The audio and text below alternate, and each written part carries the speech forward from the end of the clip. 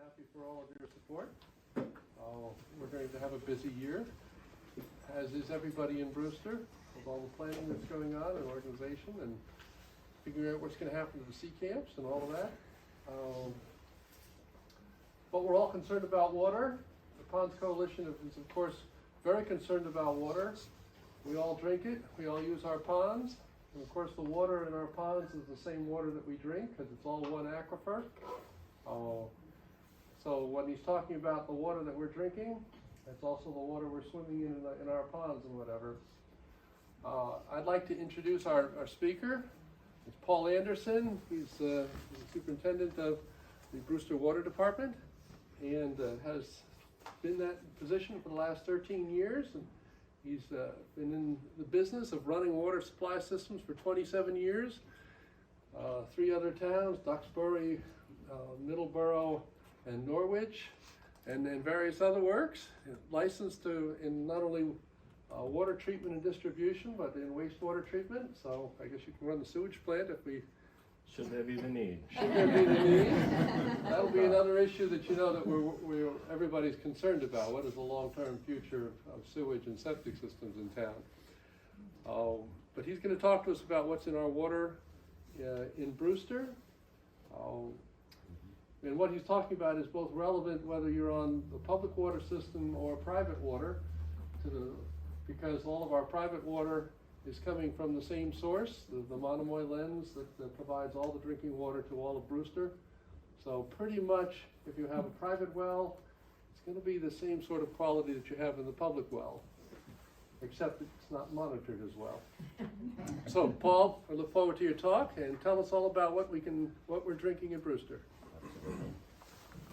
Thank you, John.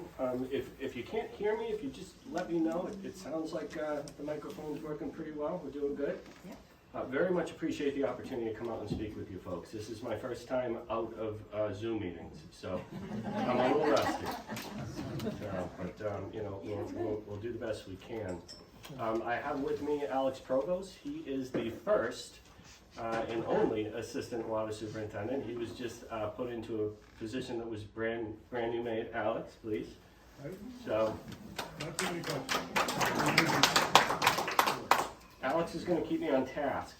So, you know, he knows that left on my own, we'll look at slides of my kids and my dog and my motorcycle. So, you know, we'll progress along.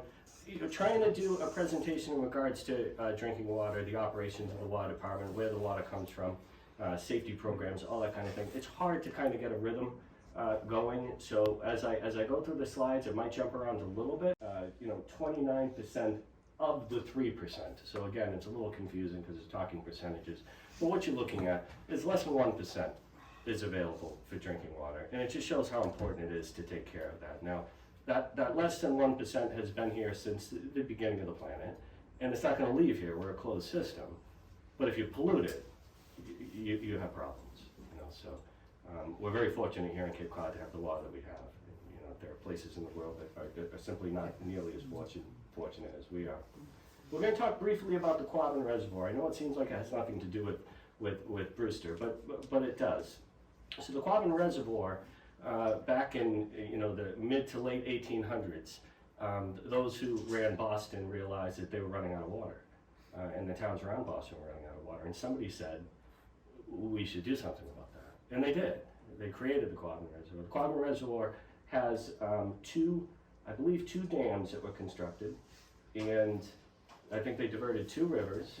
And as you can see, 412 billion gallons of water, and it feeds all of Boston and the majority of the towns around Boston. I mean, it's an absolute engineering marvel that they were able to construct that. And I think it really speaks to how important drinking water is that they did this. And you'll understand a little more as we move forward. They relocated 4 towns out in central Massachusetts. I'm guessing Boston wasn't very popular when this happened, but they relocated 4 towns. They relocated public buildings, churches. Homes were just paid for and people had to move. You know, it was eminent domain. People were compensated. I think it was over 7,000 grave sites were moved to create the Quabbin Reservoir. So amazing. that it was done, and crucial, had to be done in order for Boston to continue to have water. Cape Cod's got 4 times the Quabbin Reservoir beneath it. 4 times it, estimated. No one knows absolutely for certain, but that is a massive amount of water. Quabbin Reservoir is surface water. You have to treat surface water. And treatment of surface water is complicated and expensive. Our treatment is minimal on Cape Cod, and it's because it's naturally filtered by the ground. It comes out of the ground. There are some locations we've got a treatment plant because we have high iron at one of our well sites, but the majority of the water that we have 5 wells, and out of the 5, 4 of them technically you could pump out of the ground and utilize. We treat the water for pH so that lead and copper isn't impacted in homes, but the lead and copper it's not in the water coming out of the ground, it's how it interacts with acidic water. But we have some of the finest quality water here on Cape Cod. There's different lenses. It's a little tough to see, I think, because the lights are on, but the Sagamore lens is the largest, and the Monomoy is the second to largest. So the Monomoy is the one that we're tapped into. All of it put together is 4 times the Quabbin. So, you know, when somebody asks you, you know, what are you truly grateful for, instead of giving the typical boring answer, my health, you know, my family, you can say, I live with this 4 times the Quabbin Reservoir beneath my feet every year. That's unbelievable, you know?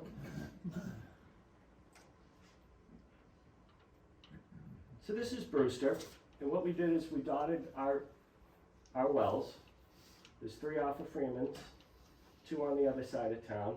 The area that is kind of in light blue is the area of Water Protection District Critical Planning Concern. So what that means is Brewster, for a very long time, has looked at the area that impacts the wells, and they've zoned differently in those areas to ensure that the water quality is impacted. They purchase land aggressively around those areas, open space, to ensure that that water isn't impacted. I actually have a later slide that will address that a little bit more in regards to land purchases. But it's been the decisions that Brewster has made, you know, over the years, and it's a young system. It was only established in 1971. Well, it's my age, so it's not young. But when you talk about water, it is young. You know, when I was in Duxbury is 1914. When I was in Middleborough was late 1800s.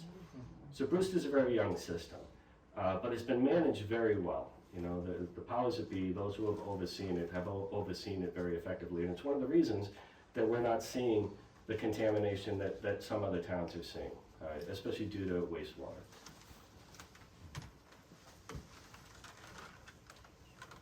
Zone 2s. So Zone 2 is the area that contributes to a well. I believe that the way that they determine it is, I think it's 190 days of pumping with 0 to little rainfall. So they want to figure out how far out will this well impact the community around it. What is actually contributing to the water when it's running? And that Zone 2, and these you can look at them. These are Zone 2s for numerous wells outside of Brewster, wells inside of Brewster. So they all kind of overlap. And the DEP is looking to try and determine, you know, how far out does it reach, and within that Zone 2, what could possibly be in that Zone 2 that's going to contribute to contamination of the water? And that's what helps determine what are you going to sample for when you get a new well. Is there industry around the well? Are there gas stations around the well? Things of that nature. So you know, protecting the Zone 2 is very important. This is kind of the way that groundwater flows on Cape Cod. It flows from the higher elevation to the lower elevation. It moves at about a foot per day towards the ocean. So as we get rainfall, and the rainfall I think averages in the mid-40s inches a year, the rain hits the ground, it filters, it hits into the aquifer, and then begins heading to the ocean.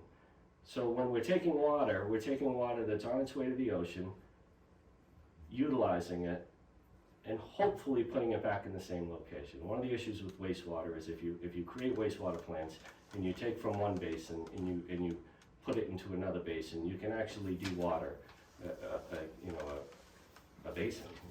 You'll have less water in one location than in others. Now Brewster, because of the way the water is used and because of the private septic systems, tends to put the water back from where it was taken, which is good. We'll talk a little more about septic systems in a little bit. USGS monitoring well. So this is a well that's down at Nickerson State Park. This is what the Department of Environmental Protection looks at. Should have said earlier, if you have any questions as I'm going, you can wait till the end or you can just shout them out or raise your hand. Pretty casual about that. So this monitoring well tells us how healthy is the aquifer. Now again, we were talking earlier about how much water there is on Cape Cod beneath our feet, and it is massive. So it isn't always as much, do we have enough water? It's more, can we access it? Wells are only so deep. Brewster has very deep wells. Ours are, 80 to 100 feet deep. They're significant, and they're very heavy hitters. There are towns that have twice as many wells as we do because they simply pump less and they're shallower wells. So when you're looking at this, this is measuring feet from the surface of the ground. Where is the water beneath your feet? So at 28 feet, it's 28 feet beneath your feet. 29, 30, 31, you get it. So it starts to drop and drop. So if you have a well that is only at 32 feet, and the red line is where we've trended from April of last year until currently. And you can see in the trend that if you have a well that isn't as deep as Brewster's wells, you're gonna have to start to turn the well down. You might even have to shut a well off. And there are other communities that, on Cape Cod that have to deal with that. So we watch this, and the recharge in Brewster is during the winter. And I think the frustrating thing for people when it comes to water conservation is when we implement water conservation, it's during the summer. And they get to see these signs. And you can have a really wet summer, it's rained every weekend, no one can go outside, and they see the sign saying it's critical. Well, it would be critical if we didn't get the recharge over the winter, because we get very little return during the summertime. You have things growing, which is capturing everything. It's hot, evaporation, transpiration. Very little recharge in the summer. Our recharge is primarily over the winter months. So if we don't have a wet winter, if we have a dry winter, and we go in the summer, and it rains all summer, the residents see the sign and say, this is absolutely ridiculous. And that's where the credibility comes into play. When you're trying to, work with the residents and get them to understand that, no, there really is. We have an issue here. I know it's been raining lately, but it didn't rain enough over the summer.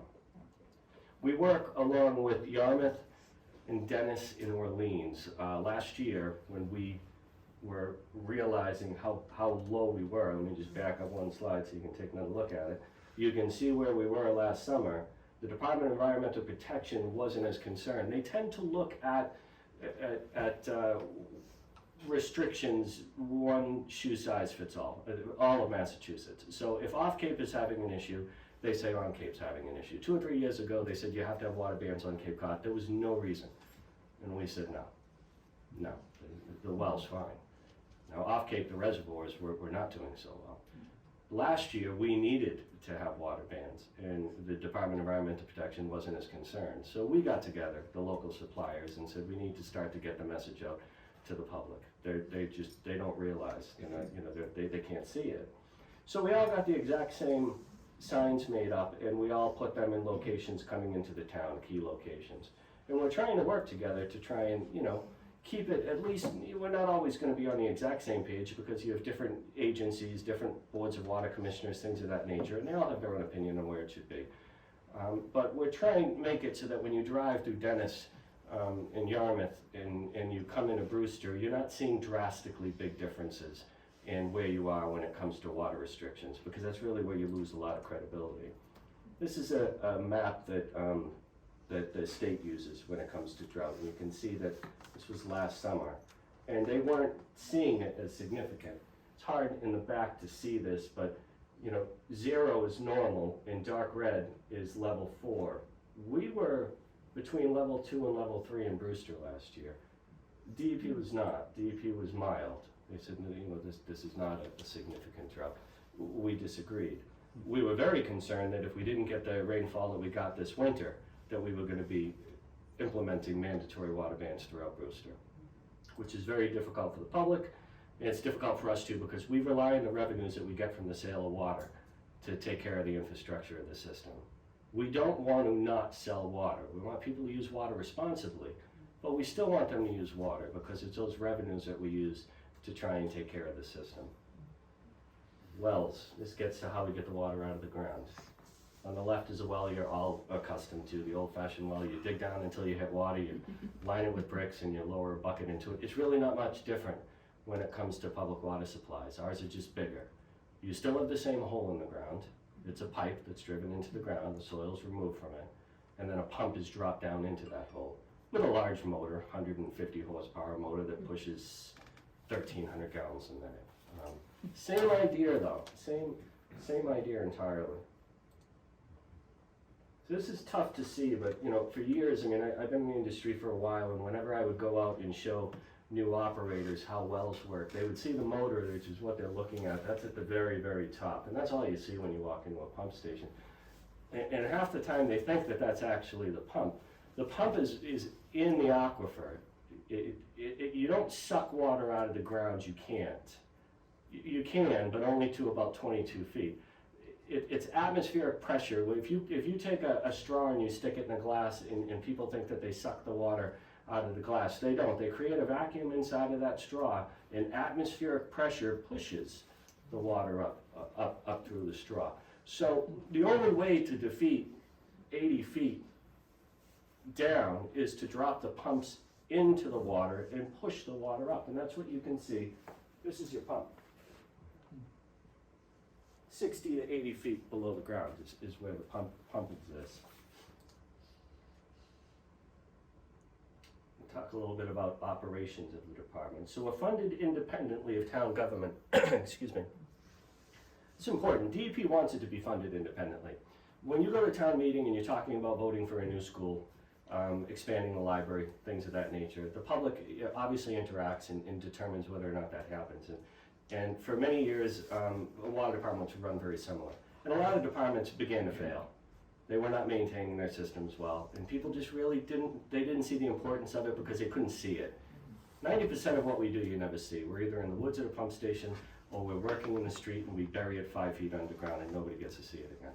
So a DEP years ago said, you have to be independently funded. You can't fall under the umbrella of the town. Your rates that you have need to accomplish what needs to happen yearly basis. Operational and capital are really the two big things. And then, you know, and that's how we operate, independent of the town. We're under the same umbrella. We still go through town hall, and my budget still gets voted at town meeting. But it's the water rates that support the budget. So when we go to town meeting and we say we're going to build a well, the residents aren't concerned that their taxes are going to go up because it's through the water rates. We do rate studies on a regular basis every 3 to 5 years because we're independent. So we need to make sure that the revenues are there to cover the costs associated with the operation. This is just a recap of the last rate study we did. It's just a very brief recap, but it basically found that we're financially sound. We have enough savings in an account that's reasonable. Capital needs are what drive moving forward. The operational increases are relatively insignificant compared to capital. Capital is what will drive the rates in Brewster because the community itself isn't growing aggressively, so we don't have to increase staff aggressively. But the capital needs of replacing infrastructure will continue to happen. Infrastructure fails, and that's really where most of the increases come from. And interestingly enough, consumption on average had actually reduced. So conservation does happen in Brewster, right? How come? Yes. How come, Paul? Well, it typically is weather related. You know, the majority of the consumption in Brewster happens in the summertime. During the winter, we pump about 500,000 gallons a day. During the summer, we're at 3.5 million. Wow. So we can run our system on one well during the winter. During the summer, we got 5 wells running to keep up. So. On that last slide at the bottom, under capital needs, you had extensive. Yes, and one of the extensive, we have 2, and one is, here they are, a generator project. The town of Brewster, when I got here, had no generators at any of the wells. I installed a generator at our tanks because it was important to have communication. We communicate through our tanks. And there was a generator at our treatment plant, which allowed for our Scada system during a power outage to be able to communicate between the tank and the treatment plant. But the wells themselves had no generators. They have auxiliary engines, which physically you have to go in and disconnect the pump and motor and turn it on. It's a car engine.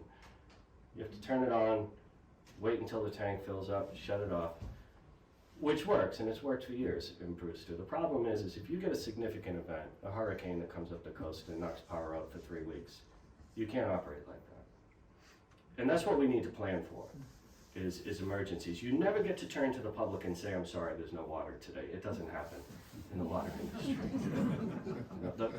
When we do shut water off, and we do have to do it occasionally, make repairs, the one thing that we hear from people, not in Brewster, believe, in all the other towns I've worked in, Brewster is very accommodating.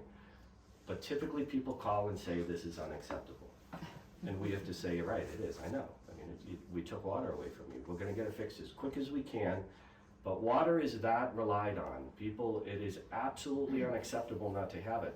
So during a storm event, which is going to come, we know insurance companies don't want to insure, they don't want to insure you on Cape Cod as much as they used to. When an insurance company says, no, we don't want your money, no, there's something coming, and it is. I mean, science says it's coming.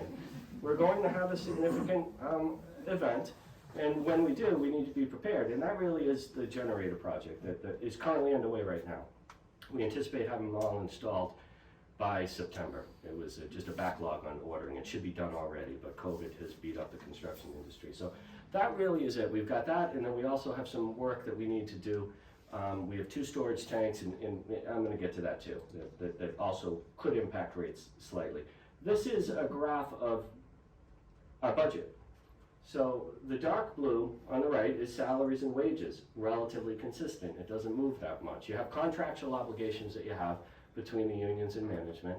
So anywhere between a 1% and a 3% increase that happens depending on how those contracts go. And other than that, it's pretty stagnant, except for Alex's new position as assistant superintendent. So if your rates went up, it's Alex's. So salaries is pretty consistent. The operating budget, the dark red on the bottom right, very consistent as well. Debt service, up on the top, light blue, that is what we borrow for large projects. Now, that can change when, if you do a project, it's a $1.2 million project, your debt service is now impacted, and that does impact rates. And then the other significant one is capital, that's the light green on the bottom. That's capital that's paid by cash. So we try and run the department so things that we purchase like trucks, rehabs of wells are paid in cash. It's just much wiser. You don't want to borrow for everything that you're doing, you're just paying interest on it. Even though the interest is relatively low for towns, you want to purchase what you can when you're dealing with smaller purchases. And that can vary too, depending on how many vehicles need to be replaced, whether or not you have an issue at a well or a pump and a motor fail. That can change, and that can drive rates too. So as part of the rate study, I promise we're not going to talk numbers too much longer. As part of the rate study, what happened, and it was about 3 years ago that we did it, it turned out to be a 7% increase, and that was in fiscal 2001. And then for the next 4 years, a 2% increase. And that was to minimize the impact it has on residents. Originally, the folks that did the rate increase were calling for a larger upfront increase and then just to carry it forward. And we said, Peter Lombardi and I talked with them and said, I think we need to break it up a bit because people are only paying their bills twice a year. They're not getting monthly bills. We don't want to a 14% increase right out of the gate because it doesn't seem reasonable. So we're able to negotiate that. The water commissioners are the ones who oversee rates, and they're the ones who actually vote on the rates, and we're going to discuss that next. The structure of the department. At the very top, the big boss, town administrator, and the assistant town administrator. I work directly for the town administrator and the assistant town administrator, although I'm right below, we have a board of water commissioners. The water commissioners act in an advisory manner. They vote on things that go to town hall, to town meeting. And town meeting really, if the water commissioners voted against something, I don't think it would pass at town meeting. I mean, they're very well respected in this community. They also have the authority to adjust rates. They don't need to go to town meeting for rates, and this goes back to the DEP. DEP did not want water to be affected. Is that Massachusetts DEP or? Mass DEP, yes. EPA supersedes DEP, they're above them. So the water commissioners meet once a month, and they're the only ones who can abate a water bill. If you have an issue with your water bill, you can always come in and meet with them, and people do.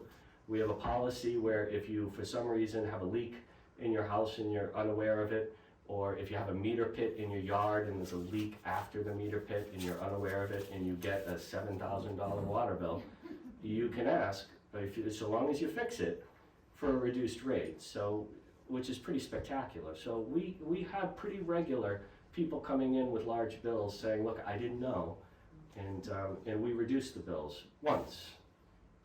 It's a one-shot deal.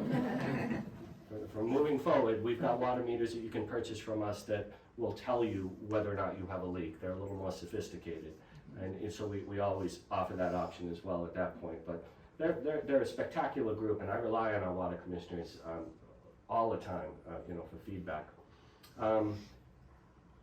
Office manager, who is, assistant water superintendent, Alex in the back. Office manager with an administrative assistant.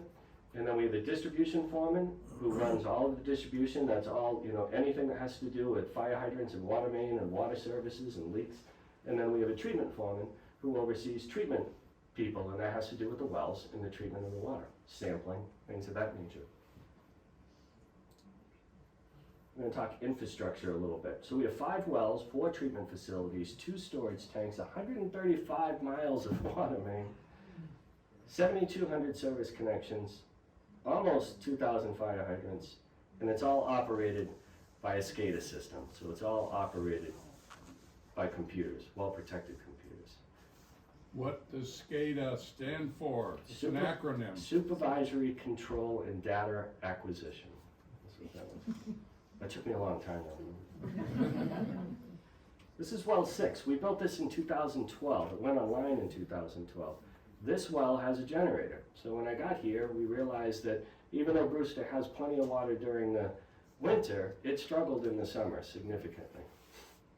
We constructed a well because of that.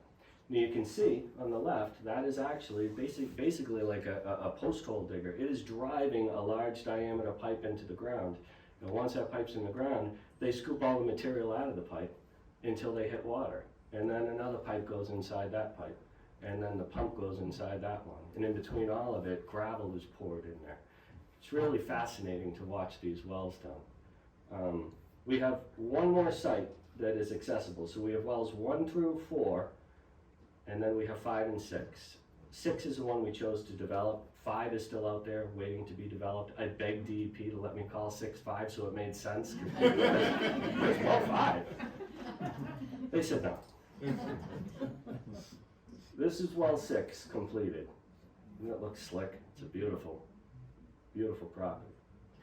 It's capable of doing 1,600 gallons per minute. That's what, like out in the Punkhorn Westgate Road area. We also took that well and brought it, the water main, past our treatment plant because well 4, which is down in the Punkhorn 2, had high quality water, and then it started to drop off. And they started to get iron in the water. Still high quality water, just as iron, which is why we have a treatment plant there. So the philosophy with well 6 was, because it's in the general vicinity, should that happen, we can run well 6 through the same treatment plant without building another $1.5 million treatment plant specific for one site. So we were just trying to think ahead a little bit. This is inside the treatment plant, the one that I was talking about that treats for the iron. It's a sophisticated Brita water filter. So these filters are filled with green sand, and they capture the iron as it goes through it. So you hit it with a little bit of chlorine before it goes into the filter. That helps precipitate the iron out of the water. The filters grab it, goes out into the system with adjustment in pH. There's David Gage. I'm sure some of you have to know David. He's been in town forever. He's one of our operators, phenomenal operator. They painted that entire interior of the building. When I got to Brewster, the HVAC system had failed years before, and it had just fallen apart. The staff took it on themselves over a winter to scrape and paint the entire interior. I'm told over $100,000 worth of painting if we'd gone outside, because it's just such a massive amount of painting. You have the greatest water department staff, honestly, on the planet. I've never worked with such incredible professionals. These are the 2 tanks that provide water to all of Brewster. So one's a 2 million gallon tank, the other one's a 3 million gallon tank. And even though they both hold a lot of water, we have to keep them more than 3/4 full at all times. So for every 2.3 feet of height, you get 1 pound of pressure. So we can't, you can't utilize all of the water that's in that tank. The majority of the water that's in that tank is there to provide pressure. So a well turns on when the tank, So the iron that you filter out, what do you do with it? Do you sell it? Does the town get a credit for the iron? no, DEP actually considers it hazardous, even though it was in the water and it's not hazardous. So we have to have that removed. So what happens is it goes through the filter, and then when the filters start to get clogged up, we backwash it, which water goes back up through and it goes into sludge basins.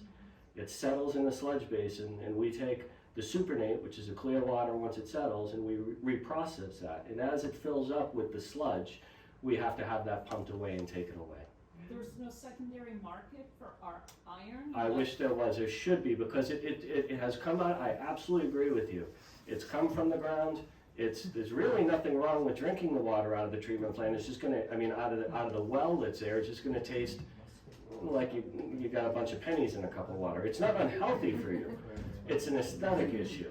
The biggest issue it is when somebody does a white load of laundry. Oh, yeah. That's when we hear about it. But no, I absolutely agree with you. I've gone back and forth with DEP for the majority of my career, because it's not the first system that I've run that has a treatment plant like this. And it drives us crazy. No, we have to pay significant money to have that material removed, even though I bet it's great for rhododendrons, right? Where does it go? Where does the sludge go? It has to go to a treatment plant. So they take it to a treatment plant, so it's, yeah, they can't just dispose of it. It's gotta go to a wastewater treatment plant. A storage. Then it eventually end up some storage pond or some wastewater pond? Wastewater plant to process it, yeah. You would think a steel mill or somebody who uses iron could use it. I know, I agree. Call DEP. Paul Anderson said it costs too much money, because it is expensive. That might make a great project for Cape Cod Technical Regional High School students to work on. Absolutely. I mean, Brewster, I'm sure, is not on Cape Cod the only one that has it. I know Dennis does. I'm guessing Yarmouth does too. Iron is pretty typical on Cape Cod because of the cranberry bogs. Cranberry bogs, for whatever reason, in any kind of boggy area, tend to impact the groundwater. And again, not in a bad way. There's nothing wrong with the iron. It's just aesthetic. So again, in the Punkhorn, there's a lot of bog area back there, and I'm guessing that's why Well 4 required this level of treatment. But I couldn't agree with you more. I really couldn't. These tanks are up off Tower Road? They are, yeah, but Tower Road and Yankee Drive, right between the two. And you can see on the interior of this tank, the staining of iron on the interior of the tank. So what you're looking at on the left are the two tanks, and on the right, we had a painting contractor come in. We looked at the interior and the exterior of the tanks, and we determined that we were able to touch up the tanks rather than repaint the entire tank. So, painting those two tanks is in excess of $4 million. We got it done for $270,000, and that was touch up inside and outside. So now what we're looking at doing is, if we can continue to maintain the exterior, we might go for just an overcoat on the exterior. That would be the ballpark of $800,000 versus having to come in and strip them and paint them, which would be more in the $4 million. So this is the other project that rate study was talking about. They were saying, if you're talking about redoing the tanks, you might need to start to look at rates as well. Can you explain how Brewster gets away with just having 2 storage tanks and no tall water tower? Well, they are. They're 80 feet tall. So they act similar to elevated tanks. So you're probably thinking the elevated tanks, the ones that are thin, they're marvelous. The great thing about those tanks is, remember how I said we got to keep all this water in these tanks? The majority of their water is at the top of the tank, the big bulb at the top of the tank. So probably 60% of the water is usable water because it's way up there in the sky. That's why they build those elevated tanks. They're incredible. They really weren't a big thing in the 70s when these tanks were built. And again, what happens is people think, I'd rather have 2 million gallons with this style tank than 500,000 gallons with the style that you're talking about, not realizing that the 500,000 gallons is going to be more available because it's all elevated. It's where it needs to be. Yeah. More pressure? More pressure. On the right, the way the tanks work. Yes, Speaking of the 70s, can you update us on the status of the waters, pipes in the streets that have the asbestos linings? sure. Okay, asbestos pipe. Asbestos pipe was very, don't be afraid of it. I know it, asbestos was actually a pretty miraculous substance and still is. It doesn't catch fire. It lasts forever. If you breathe it, you've got serious problems. That's the problem with asbestos. If it gets in your lungs. And during the 70s, AC pipe, which is what's called transite, was used in communities all over Cape Cod. Sandwich being the most. They have the most AC pipe. When people started to realize the impact that asbestos had in regards to breathing, insulation, the water industry panicked because they had AC pipe in the ground, and they began to line the pipes. That was a mistake. The pipe itself is not harmful to you at all. The lining of the pipe, the adhesive that they put inside this lining, is a carcinogen.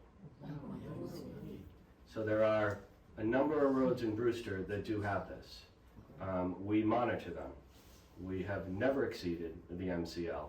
And currently, I want to say the last time that we did it, only 2 of them even had a detect. So over time, what's in there leaches out and is gone. You know, so I think Brewster's almost at the point where that is no longer an issue on those roads. Now, it's not all of the pipe that's in Brewster. This is in specific locations where people utilized the new sophisticated pipe with the liner in it, as opposed to just the older AC pipe, because they didn't understand that asbestos, even if it does break off within the pipe, consumed is processed. It just can't be breathed. It can't be in your lungs. The way your lung treats asbestos, it absolutely wraps around it and creates cancer. It's terrible in your lungs. Yes? And so it's the glue for the lining that was the health hazard. That is exactly it.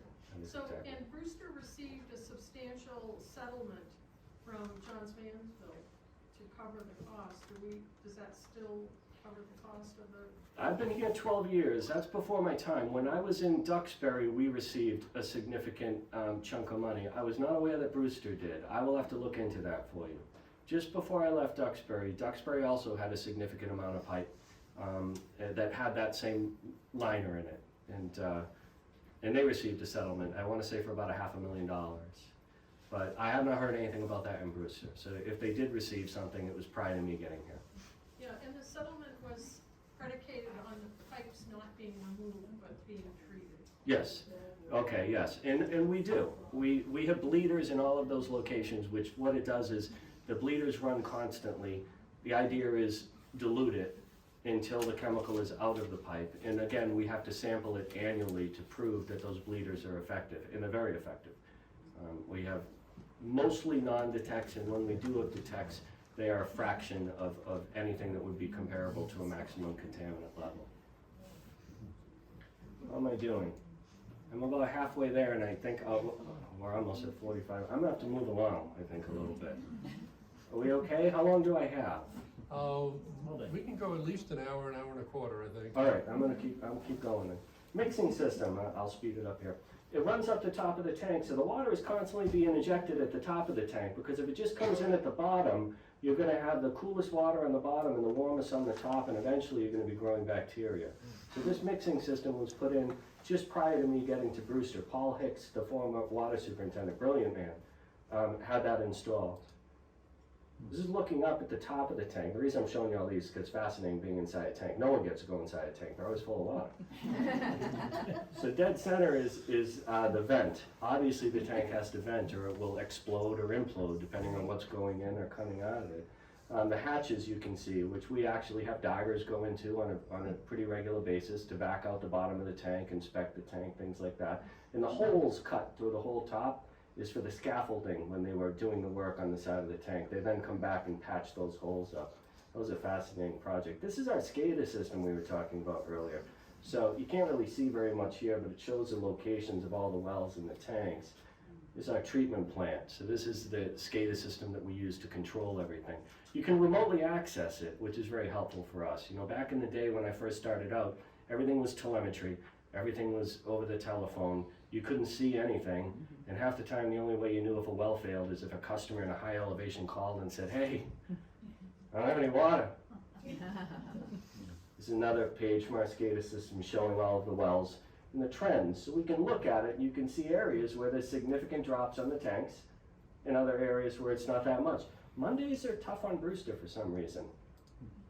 That's my motorcycle. We're gonna talk maintenance program. Cross-connection program. That's a backflow device. So water is often used for things that aren't considered drinking water. Fire suppression systems would be one.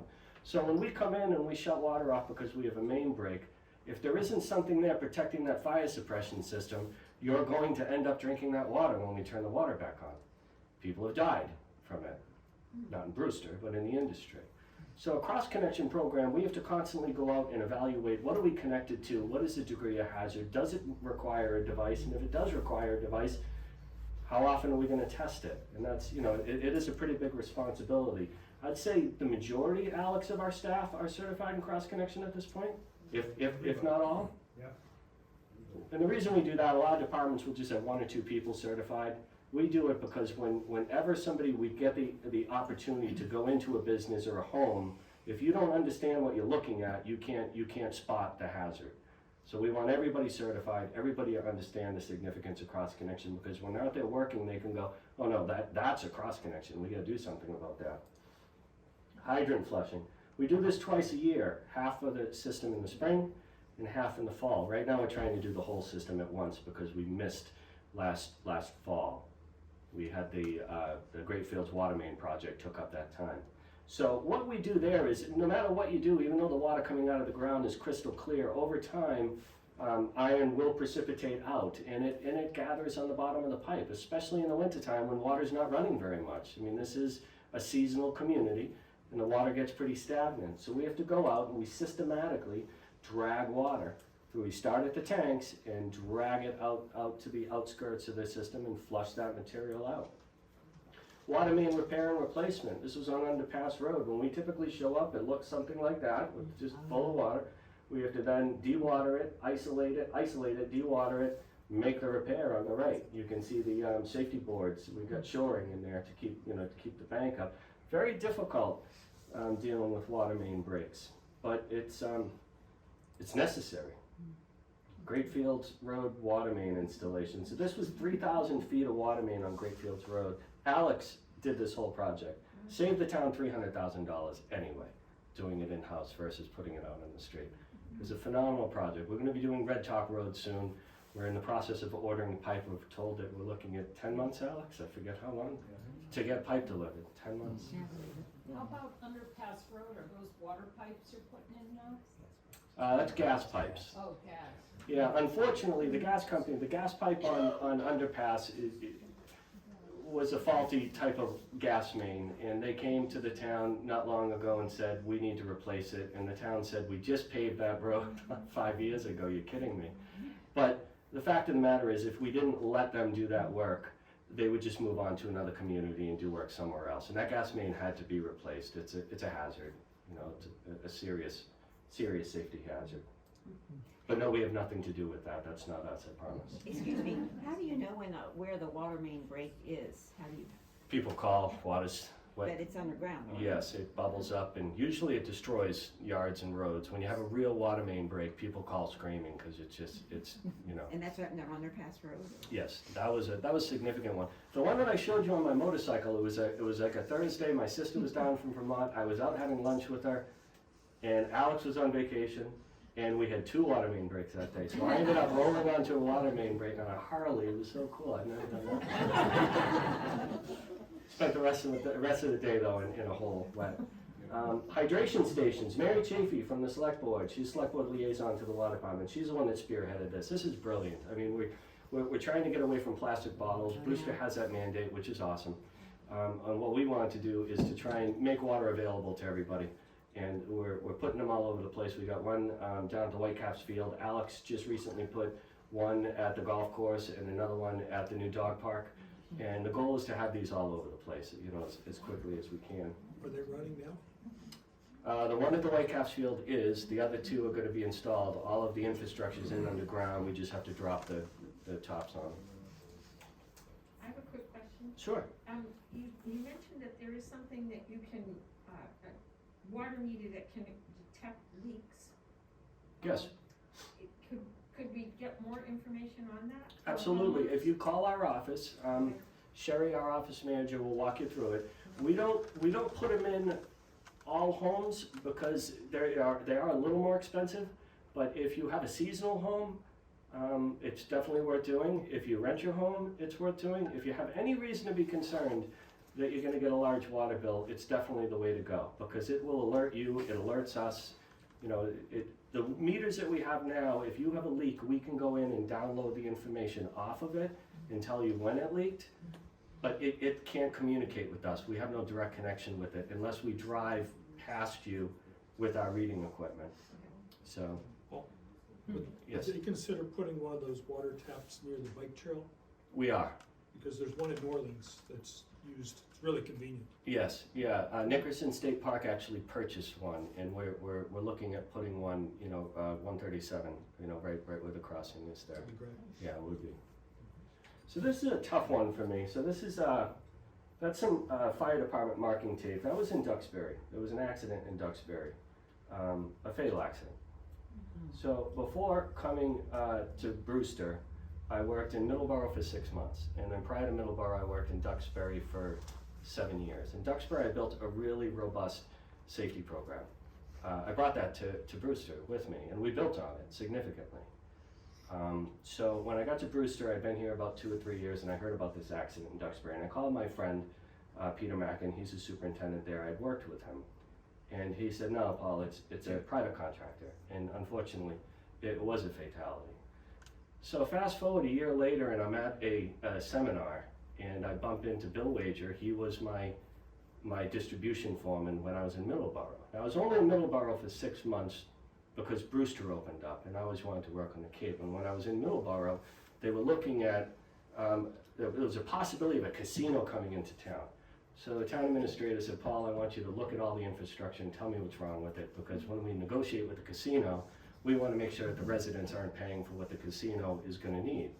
So I spent 6 months doing that before I left.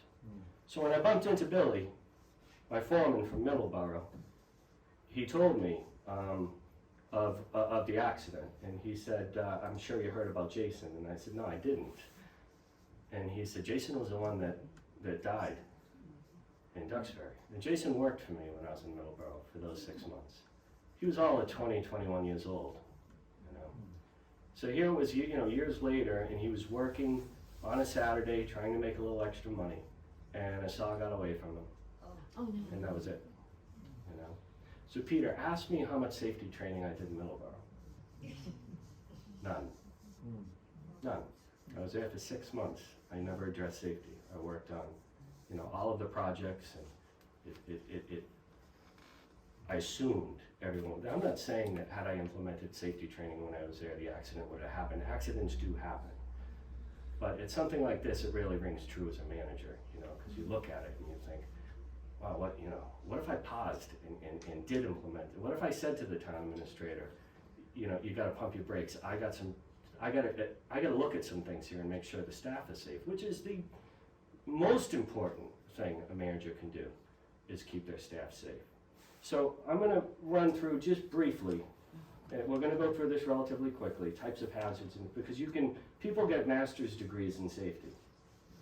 So, and you're gonna see chemical, electrical, equipment, confined space, trench safety. These are the chemical hazards. Electrical hazards. The electrical's 3-phase. It can actually jump out and touch you if you open it up. It really is very hazardous stuff. Equipment hazards. Confined spaces. Our staff, there was no confined space program before I got to Brewster. We implemented a very strict confined space program. We're in constant contact with the fire department. We have the proper equipment for people to go into the confined spaces. We have the proper safety equipment here in Brewster. Material safety data sheets, safety precautions.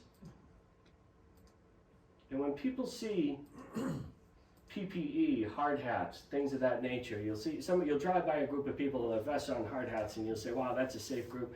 It isn't. When you see somebody wearing any PPE, personal protective equipment, it means what they're doing is not safe. So the way safety works is you eliminate the hazard first. period, take it away. If you can't, you engineer around the hazard so it's no longer dangerous. And if you can't do that, PPE. And that's why you see DPW workers with vests on the side of the road. You can't engineer around somebody not driving correctly and smashing into you. The best thing you can do is try and wear highly visible equipment. So whenever you see somebody working and they've got a safety vest on or something like that, remember they're wearing that for a reason. They're wearing it because what they're doing is highly dangerous. Confined space permits, we have this nailed in Brewster. We are very careful. In a confined space, you're going into a location that people are not meant to be to perform work. If something happens to you when you're in that hole, we need to get you out of it safely. And people don't think of that. Safety precautions, we have shoring equipment, we have trench boxes, and then lastly, accidents happen. It's training, first responder training, coordinating with emergency services. Again, whenever we go in a confined space, we contact, let them know where we're going, where we're gonna be. In our office, whoever goes into the confined space calls, says we're going in, 3 people there, watching it, they go in, they get out, they call the office and say we're out now. So we're very strict about it. Threats to drinking water, septic systems, right? Nitrogen loading, the maximum contaminant level is 10 parts per million. Projected range at build-out in Brewster is 0.6 to 1.57. That's miraculous, and that's because of the purchase of land. And that's because of the way that Brewster is controlled, what goes on inside the zone 2s. I mean, it really is remarkable.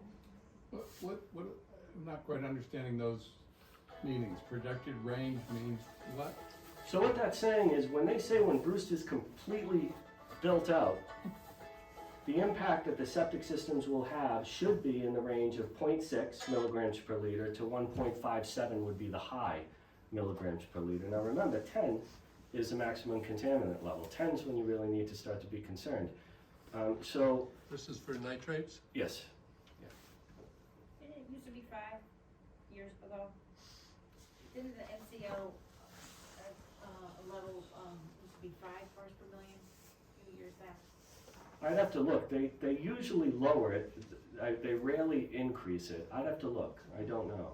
The It's very nitrate rare. is, DEP tends, in Massachusetts, DEP, if anything, is typically stricter than the EPA, than the federal government. First of all, they can't be less than the federal government. They're not allowed to. But when they do implement a change, they go stricter with the standard, you know. So I'd have to look. but the nitrate standard is 10 parts per million, but there has been an active discussion about lowering that to 5 parts per million. It used to be 5 parts per million years Yeah. ago. I'll have to look at that. And we have an environmental engineer here, so I'm really worried about the questions Yeah, when we yeah. get there. Nitrogen's becoming a big concern right now. I just heard it on the news this morning. It is, Yeah. it is. Paul, just one more question. Build out. What's your definition of build out? Well, this was a report that was done by Horsley and Witten, so I'm gonna assume that build-out means they're looking at all of the lots that could be built on in Brewster. You know, that they're looking at residential lots and commercial lots and what could possibly be built on. When was this study? Brewster's a When was very this study slow done? growing. It's actually on the website right now, on the town of Brewster's website. They've done it in 2 phases, they're on the 2nd phase now. And the information I got was directly off the website. So, a way to keep hazardous materials out of our water. So the 2nd Saturday of the month from May to October, there's waste that you can get rid of hazardous waste. This has gone on for many years. You can see this is what was removed in Brewster last year. So to the tune of, $4,600, but 55-gallon drum of pesticides, that could just as easily be in our groundwater. 55-gallon drum of paint sludge, 55-gallon drum of paint. I mean, it's significant, some of these things that, honestly, if you don't give people a place to put it, Yeah. they will get rid of it anyway. They're not gonna leave it in their basement, and I understand that. Emerging contaminants. I figured we'd kind of wrap up with this because I know it really has a lot to do with what you folks are concerned about, especially Brewster Ponds. The UCMR, which is the Unregulated Contaminant Monitoring Rule, was created years ago. And what they're looking for, it's EPA trying to figure out what's in the groundwater, how much of it's out there, and what what impact will it have on people's health? And then lastly, how do we get it out of there?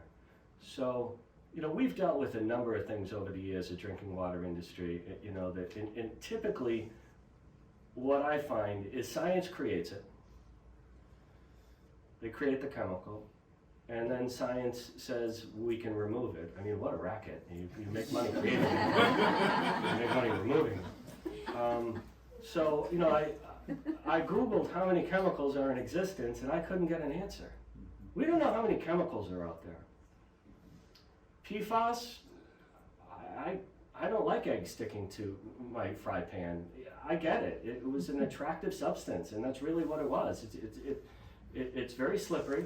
It can be used, you know, as for slick surfaces like frying pans.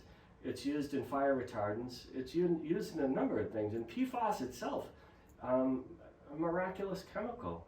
In drinking water, no. No, we don't really think about that when we create these chemicals because it makes our life easier. It makes our life more convenient. There's a quote from Jurassic Park. We're so busy thinking, you know, if we can do something, we don't think about whether we should do it. Should we be doing this?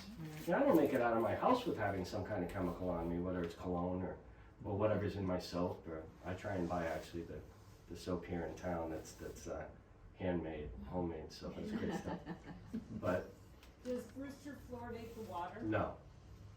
No. Now, fluoride, we did in Duxbury. Fluoride's the only chemical that I ever pumped in the water that has a skull and crossbones on the back. Now, I'm not saying that that's bad, but it is very difficult to regulate. There's a very small window of effectiveness. You know, you have to be injecting exactly the right amount of fluoride in order for it to be effective. If you put in too little, it's not effective, and if you put in too much, it's hazardous. But it definitely has been proven to be beneficial, especially to children when it comes to dental care. So if you're in a community where they're not getting regular visits every 6 months, I can see the need for it. You know, I can. I personally would rather leave that up to people in their homes on, you know, on what they, because when you put fluoride in the water for one small group of people, everybody else is still drinking it. We can't selectively give children that water. If the fluoride's in the water, you're all going to be consuming it as well. So Cape Cod has resisted fluoride. Off Cape, it's pretty popular everywhere, but the Cape itself has said no to it. Once you put it in, you can't stop using it though. It's no longer, based on when I worked in Duxbury, it's no longer your choice. You have to get permission to stop using it. So. Chlorine, could you speak to that? Sure. Miraculous substance saved us, saved humankind. So they don't know how it works. They just know that it does, honestly. They know it destroys bacteria. And we put a very small amount in the drinking water. We have to put up to 0.25 residual at our treatment plant because the water has contact with air, and anytime water has contact with air, you have to treat it. Everywhere else we run typically at 0.1 just to keep a residual in the background to minimize any bacterial growth within the water mains. Now, chlorine, when it reacts with organic matter like surface water, creates disinfectant byproducts. Trialomethanes, HA5s, halicetic acids, and those are carcinogens. But because Brewster's groundwater, there's very little organic matter involved, so our disinfectant byproducts are next to nothing. How about those microplastics that they're talking about now that are ending up in water? Does Brewster have to worry about that? Not yet. Not yet. We haven't had to worry about that yet. I think I have, no, somewhere in one of those slides it should have shown exactly how much open space has been purchased within the Zone 2, and I believe it's around 40% of our Zone 2. It has been purchased by the town as open space, and those are the things that are stopping what you're talking about, what we're talking about when it comes to nitrates and nitrites. Any kind of contamination to our wells is really going after that open space to minimize the impact that development has, you know, on your drinking water supplies. But But no, I haven't been required to do any sampling in regards to plastics. Yes? Why are you testing for PFAS? Just because nobody above you tells you? But what about if the citizenry wants to have PFAS testing done? And given that the Chatham, wells in Chatham, which is the same Monomoy aquifer, have come up with PFAS, isn't that something we should be worried about? We have.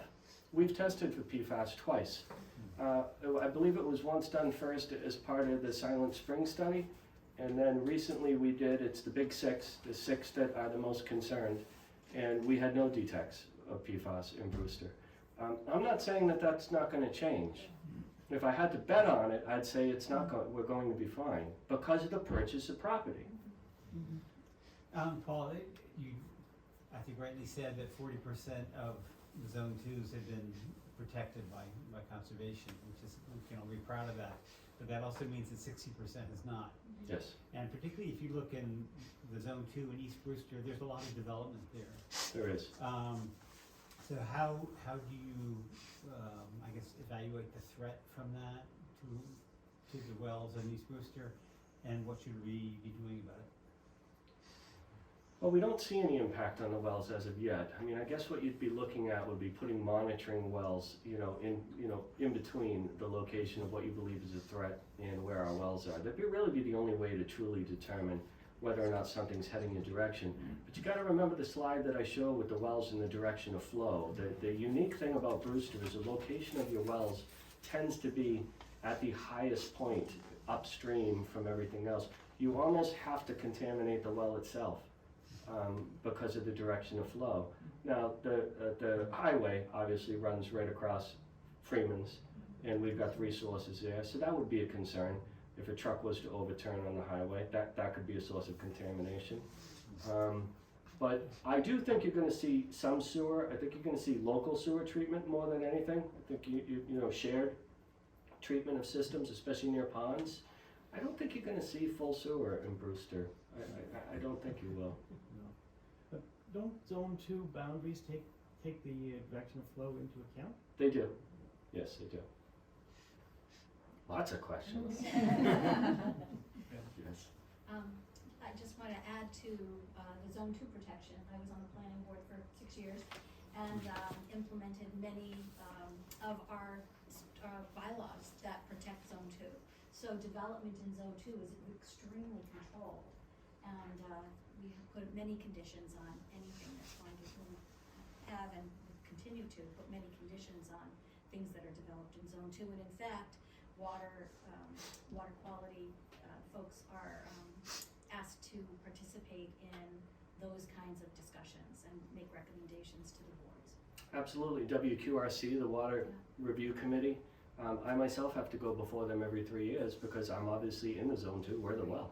So we have to go and explain to them how we're utilizing chemicals and things of that nature on the property. And Brewster has been very proactive in protecting its groundwater, and it's as if the community itself has a sense of how important it is, and that's unusual. And it's celebrated. It's celebrated. Water is award-winning. Yes. And I think you're right. I think people are very proud of it, and even with the stormwater bylaw that was just put in place, I think people are very concerned about making sure that. Could I add to what she said? Because East Wind has proposed 99 bedrooms in East Brewster, right at the Orleans border there. They have, yes, yeah. So you've been involved in reviewing water there? We are. So typically, there are locations in town where there is advanced treatment, in regards to the sewer. So anytime you have a larger facility, you do need to look at the impact it's going to have on the groundwater, especially when there's going to be numerous people in that facility.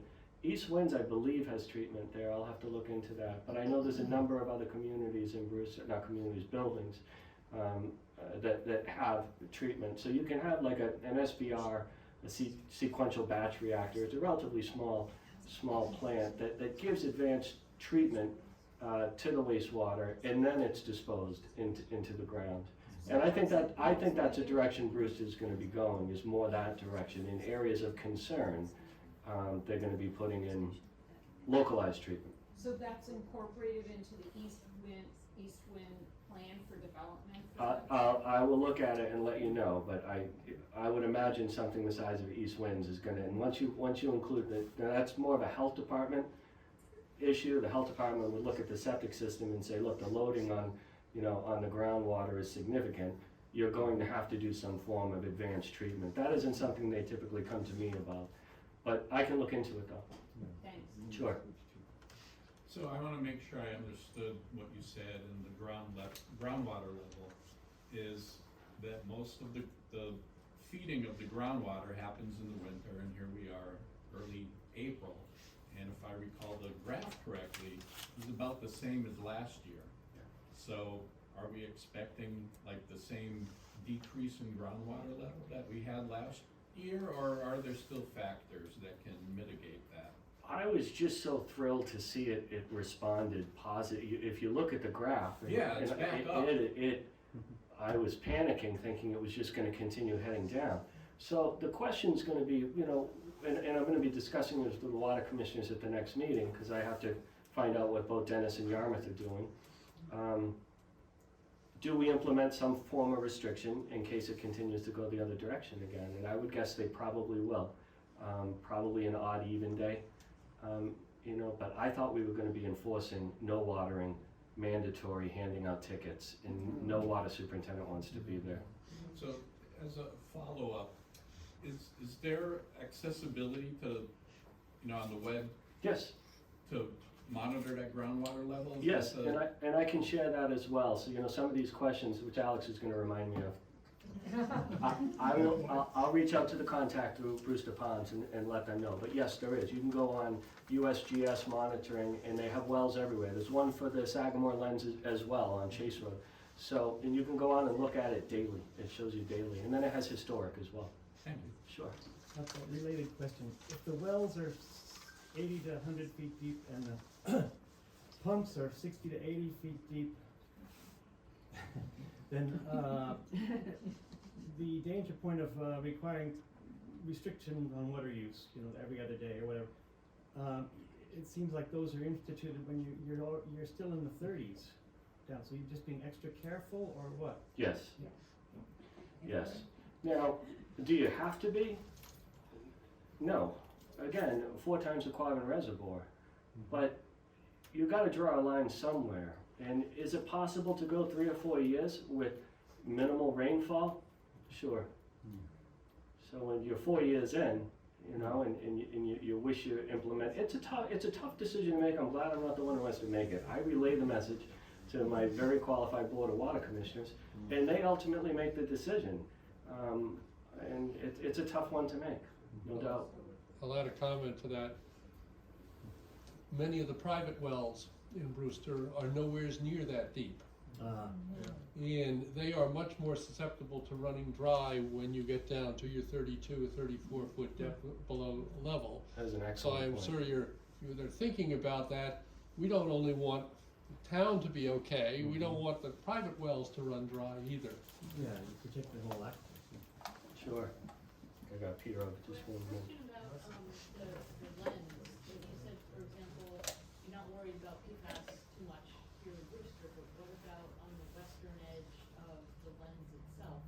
Are we susceptible to PFAS or anything else sort of migrating in our direction? And then sort of along those lines, do you work with the other water department superintendents heading west off Cape to hear about what they're worried about, and then trying to plan ahead in case something does sort of migrate downhill from us? We do. The contamination follows the flow of the groundwater, and because of the location of our wells, we're in a unique positive position in regards to that, because we're central on the Cape where they are, higher in elevation, and everything's flowing away. Not everyone's that lucky. So when you say do we communicate, we've got a really tight group on Cape Cod, Barnstable County Water Utility Association. I was president of it for 6 years. I forgot to go to a meeting and they elected me. We do communicate regularly about a number of issues. We do, yes. Peter. I think, first of all, I appreciate how you've always championed prevention, and through the device of open space, a particular interest of mine. And I think from our perspective, Brewster's very lucky when you see the safety, the other things that are a focus of protecting us, protecting our water. Sure. And the one thing that's missing from your presentation is a picture of the trophies that the water department has gotten. Best water in New England. Is it true we got best water in the country at one point? No, we came in 7th on that one. Only 7? But Oh. that's across the nation. No, we do. We're very fortunate, and I'll tell you, as fortunate as we are for the groundwater, which I can't take any accountability for that. It's in the ground.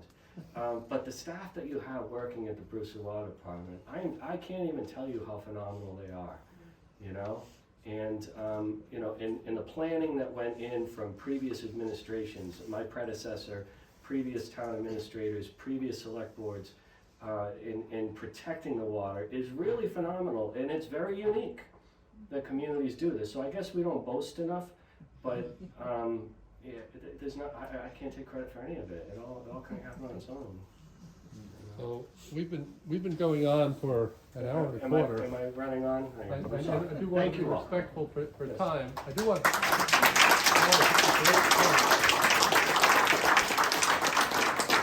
Oh, by the way, these are my kids. They're the last one. I do want to point out a couple things. If you go on the town website for the water department, they have a report, and if you want to see all of the chemicals that they are monitoring for, it's on the website, and you can see what the levels are that they've been measuring, and they are consistently below the maximum contaminant limit, mostly non-detectable, as Paul said. It's true. So there's a whole lot of it. We're not seeing trihalomethanes, the chloroforms of the world. There is no lead in our water. There's no arsenic in the water. Yes. A lot of other chemicals that you're hearing about. There's no PFAS. You've heard about that being detected in other towns in the area. As Paul said, our wells are at the top and the water's flowing away from them. PFAS also tends to absorb strongly to soil particles, particularly organic soil particles. And so by protecting the land around it, you know, that PFAS and a lot of other contaminants are going to be absorbed onto soil before it ever gets to our wells. There is a caveat with that, though. We have a lot of private wells, and we of course have 82 ponds. Those ponds are not nearly protected the same way as our public wells are. And so the sensitivity of our ponds and private wells is much, much greater to those sorts of contaminants. Generally speaking, the same phenomena happen in private wells and ponds. Chemicals will be absorbed by the local soils. But if the septic tanks are close to the ponds, or people are using fertilizer or dumping stuff on the road, they are much more susceptible. The town has done a great job in putting wells in well-protected, high locations. Yes, no doubt. You and I gotta grab lunch sometime. I want to talk to you. But our ponds and our private wells are in a slightly different situation. And of course, that's what the Ponds Coalition is working on, and trying to protect all the water in the ponds. Ultimately, all the water is connected. We're in the Monomoy lens. Everything from Bass River to Town Cove in Orleans is all using the same water. Yes. Which doesn't mean anything outside that area in Barnstable or up in Eastham cannot affect us. It's a different lens. But it is all connected, so we have to protect all of the water. I thank you for coming out. I hope you can stay around to take some private questions. Absolutely. Thank you. It's been a pleasure. Really been a pleasure. This has really been great. Thank you.